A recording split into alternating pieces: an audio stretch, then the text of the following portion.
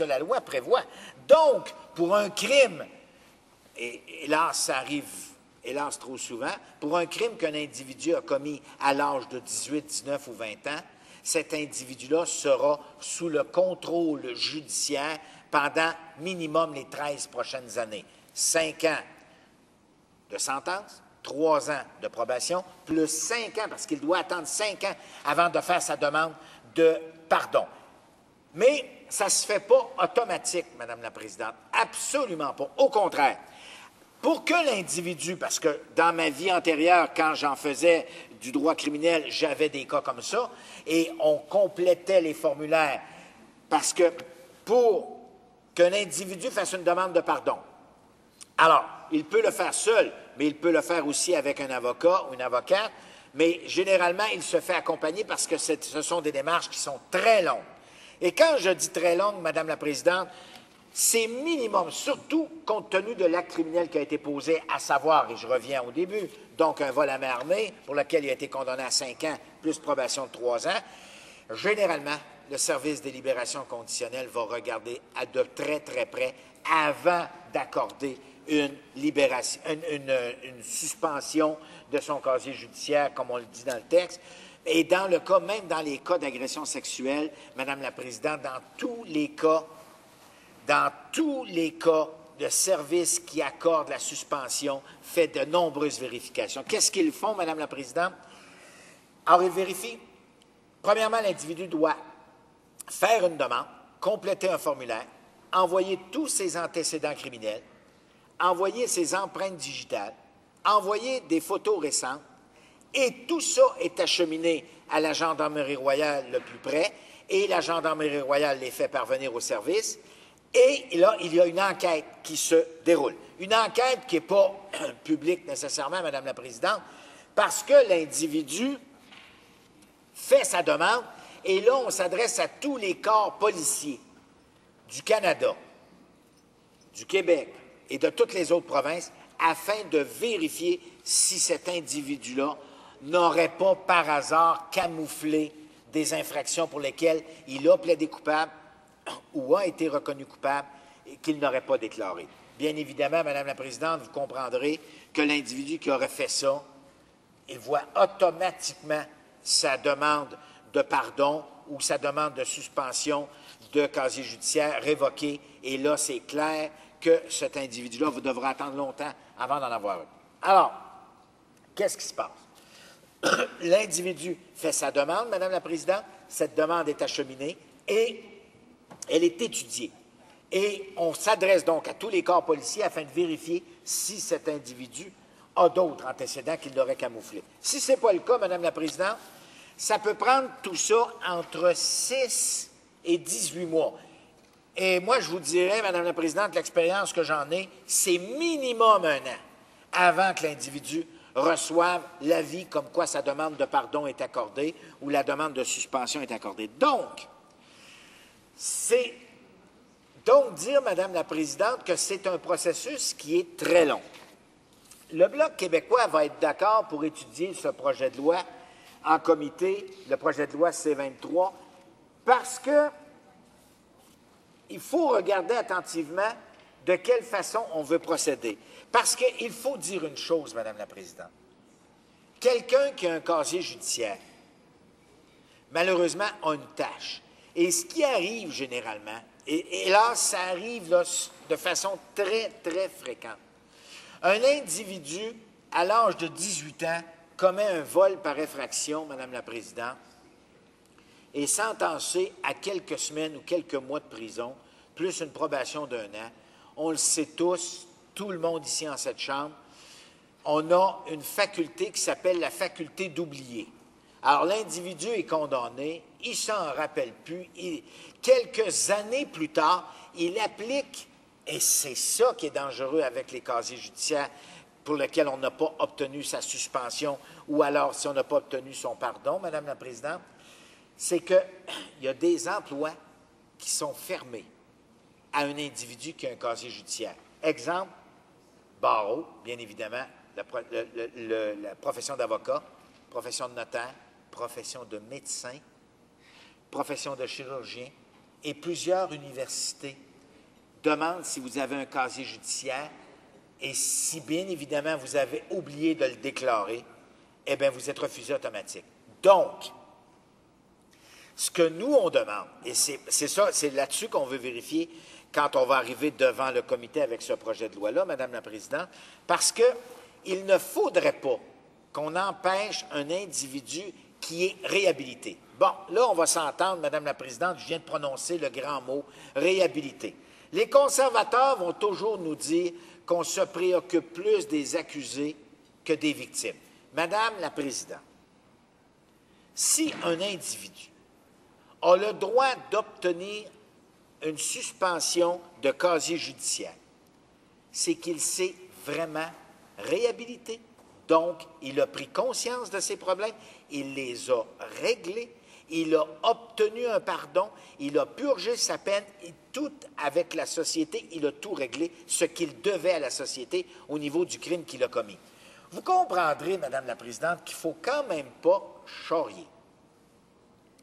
Un individu accusé de meurtre, qui est condamné pour meurtre, c'est évident que ça se pourrait qu'il ait énormément de difficultés à obtenir une libération, une suspension de son casier judiciaire, Madame la Présidente.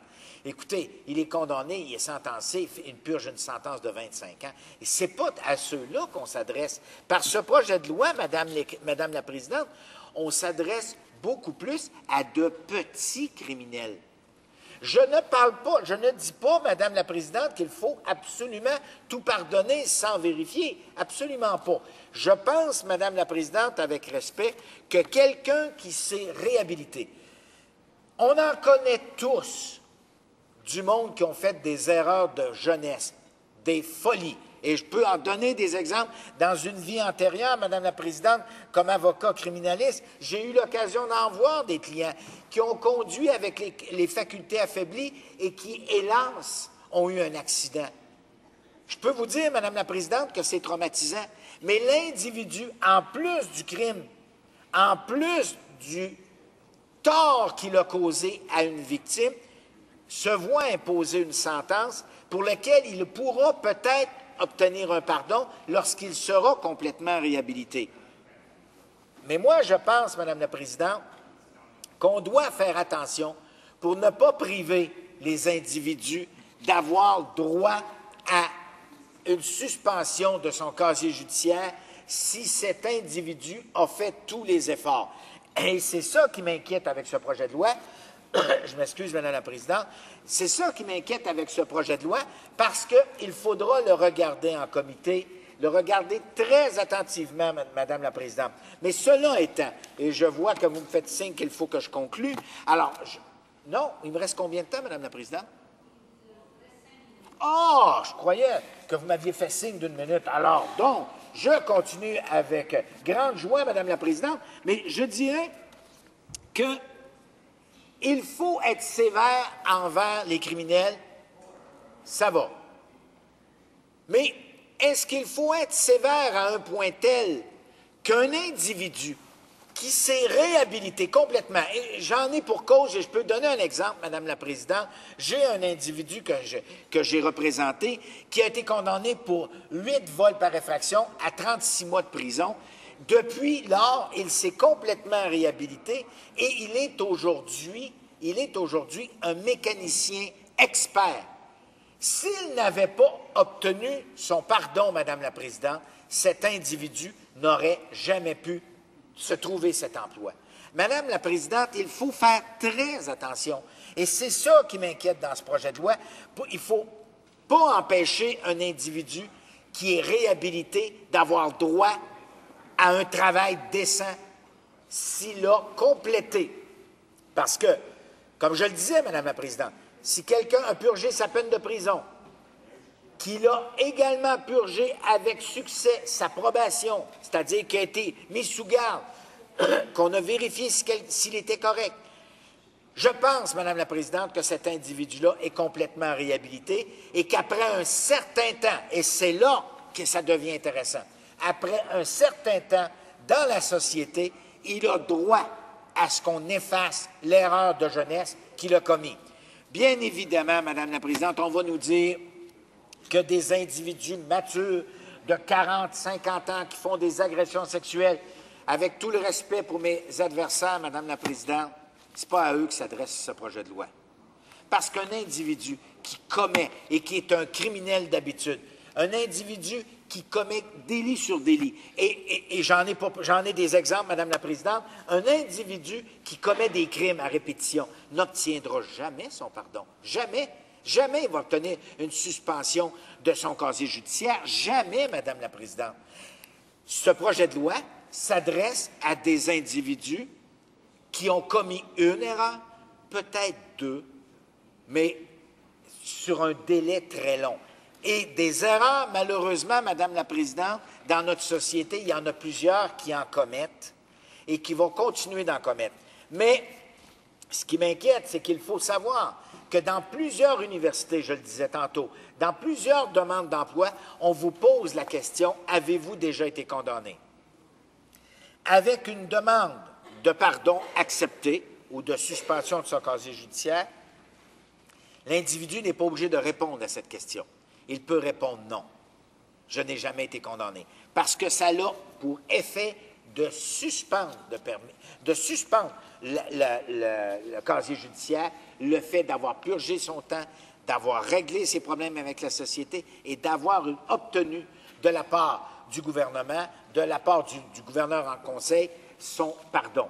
Et c'est c'est là-dessus que nous, on va regarder au cours des prochaines semaines ou peut-être des prochains mois, si on nous en laisse la chance, au niveau de ce projet de loi-là. Parce qu'il y a un autre aussi. Il va falloir regarder, Madame la Présidente, il y a une autre chose qu'on veut mettre dans ce projet de loi-là et qui m'inquiète beaucoup. C'est-à-dire quelqu'un qui est inculpé, quelqu'un est arrêté sur la route, on le soupçonne de faculté affaiblie. On l'amène au poste, on lui fait souffler dans le ballon, pas si pire, il est à 0,7. On l'accuse de faculté affaiblie, mais on lui prend ses empreintes digitales et sa photo. Avec ce projet de loi-là, on pourrait le faire, Madame la Présidente. Selon nous, c'est complètement inadmissible. Et ça, il faudra retirer ça du projet de loi. Ça, pour nous, ça nous apparaît complètement inadmissible et surtout contraire à la Charte qui dit que quelqu'un est présumé innocent jusqu'à preuve du contraire et on ne peut prendre ses empreintes digitales et sa photo tant et aussi longtemps qu'il n'a pas ou qu'elle n'a pas été déclaré coupable ou plaidé coupable. Alors, on voudrait changer ce processus-là. Et ça, c'est inacceptable, Madame la Présidente. Ça nous apparaît très dangereux. C'est l'élément sur lequel on faudra regarder. Comme je vous dis, Madame la Présidente, là, je pense que mon temps est terminé. Alors, on pourra étudier, mais pour l'instant, nous allons voter en faveur de ce projet de loi-là pour qu'il soit étudié en comité. Merci, Madame la Présidente.